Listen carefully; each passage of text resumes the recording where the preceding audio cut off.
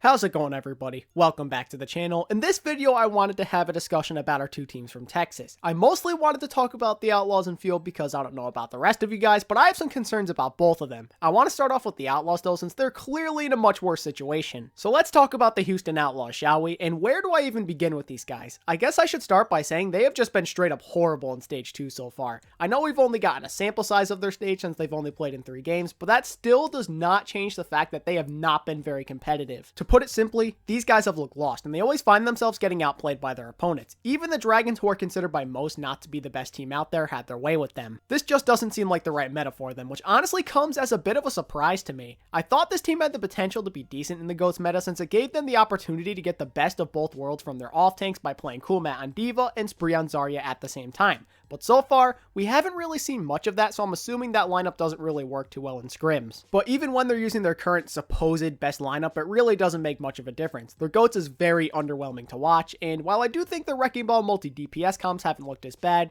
they really aren't that viable since you can only really use them on Busan and other control maps. I have seen some teams use a bit more DPS recently, but GOATS is still the primary thing to use. The Outlaws simply look uncomfortable when they're forced to play GOATS. Muma underperforms on Rhine, Dante, Jake, Arhan, and Linkser don't look spectacular on the Zarya and Brig roles, and then of course their support line still looks about as weak as it did last year. It's pretty clear that only getting one new player during the offseason is starting to backfire, and I know this may seem kind of harsh, but this was an arrogant and stupid decision to make. It was clear after Season 1 that this team could really use some upgrades at certain positions, and only addressing one of them is looking like a huge mistake. The only big time bright spot for the Outlaws so far this stage has been Linkser, but that's only when the Outlaws play DPS for the most part. His Zarya and Brig leave a lot to be desired, and that's not good when these are the heroes he's playing 90% of the time. One other person who hasn't been too bad recently is Raucus. He still doesn't look spectacular, but he's been showing some improvement, which is something I never thought I'd see from him. That being said though, I still think the Outlaws would benefit from picking up a new flex support player. I know a lot of people are going to agree with me when I say that the Outlaws probably should have traded for Sleepy. They had a good opportunity to do so, but then the Justice beat them to it.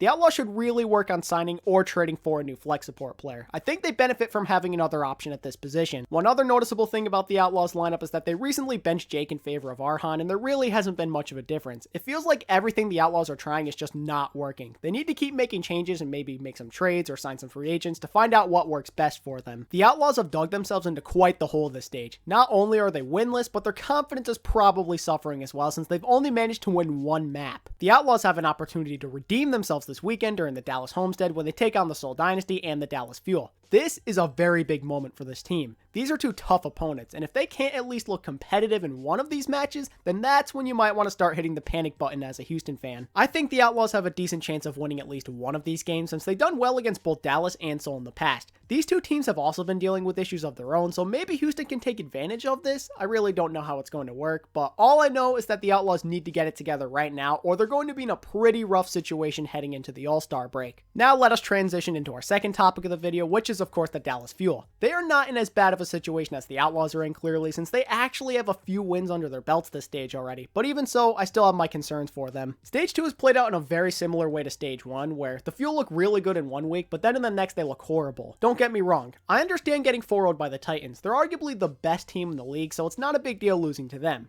But the way they lost to the Seoul Dynasty is simply unacceptable. They got 4-0'd by a Dynasty team that has Fleta and Fissure riding the bench. Both Marvel and Fitz haven't looked that bad, but still. Arguably the two best players on their team weren't even playing, and you still couldn't even take a map off of them. It also doesn't help that both Jaehong and Toby had a much better day than Unko and Closer. It's kind of hard to identify a certain player that's holding the team back. That's the strange part about all of this. They have a good team, but for some reason they just can't seem to execute properly at times. Maybe Dallas was just deceiving us during week 2. Perhaps that extra week of prep time for their games gave them a much bigger advantage than we initially thought. Like with the Outlaws though, the Fuel have a big weekend coming up when they play 2 games during the Dallas Homestead. Having this kind of home field advantage should be very helpful. Having 4,000 fans cheering you on will surely give them the energy boost they need during their matches. At the same time, however, this could also be a slight disadvantage. The reason I say this is because there's even more pressure on them to perform now. If they don't play well in front of all of these fans who came to support them, then they're going to be very disappointed. Fortunately for the Fuel, they're facing off against 2 opponents that are pretty beatable. The Outlaws, as I just mentioned before, have been struggling, and the Valiants are just starting to figure things out now after losing their first 8 games of the year.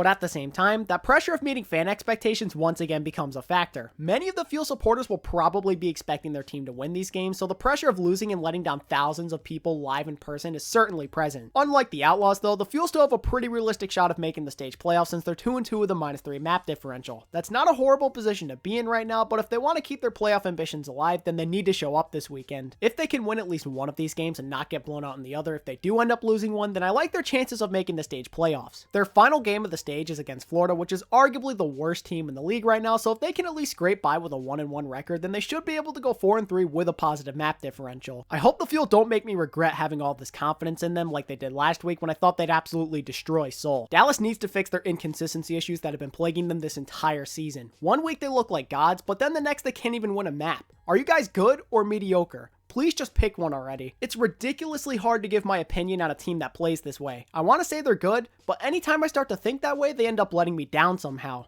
I still have hope for this team, but they cannot continue to play this way. If they do, then they can kiss their stage playoff hopes goodbye. It's that simple. The opportunity to finish in the top 6 and automatically clinch a playoff spot in the postseason is also going to continue to get further out of their reach if they cannot start to win games more consistently. There's always the chance they could get the 7 or 8 seed through the play-in tournament, but that would make their path to the overall playoffs so much more difficult. It's not too late to push into the top 6. Teams such as the Spitfire and the Fusion are also known for being inconsistent, so the Fuel could pass over either of them if they go on a win streak. And that's pretty much everything I have to say about the Fuel. I hope to see both teams from Texas make some improvements and end the first half of the year on a good note going into the All-Star break. It hurts to see both of these teams not being taken so seriously, so it would be great if at least one of them can fix that. And with that being said, that pretty much wraps everything up here, ladies and gentlemen. If you enjoyed today's content, then be sure to like, comment, and subscribe. As always, thank you all so much for watching, and until next time, this is ATP, signing out. Peace.